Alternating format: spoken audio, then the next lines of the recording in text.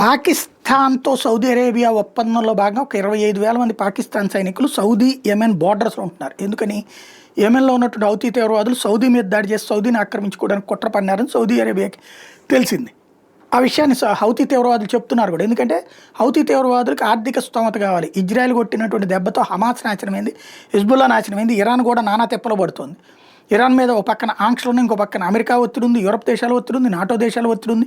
దాంతో ఈ తీవ్రవాదులు మళ్ళీ పెంచి పోషించాలంటే డబ్బులు ఉండేటటువంటి పరిస్థితి లేదు. కాబట్టి మీరే సమకూర్చుకోండి, సౌదీ అరేబియా లాంటి దాని మీద దాడి చేసి అని చెప్పి ఇరాన్ ప్రోత్సహిస్తుంది.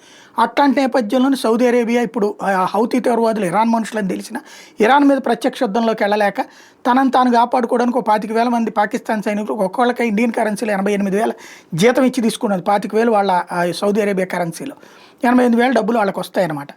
దాని ద్వారా బతికేసేటటువంటి పరిస్థితి అక్కడ సౌదీ అరేబియా. అదే సందర్భంలో ఇంకో మాట చెప్తుందన్నమాట, మా దేశం మీదకి ఎవడన్నా దాడికి వస్తే పాకిస్తాన్లో ఉన్న అనుభవం మేము వాడతాం అన్నటువంటి.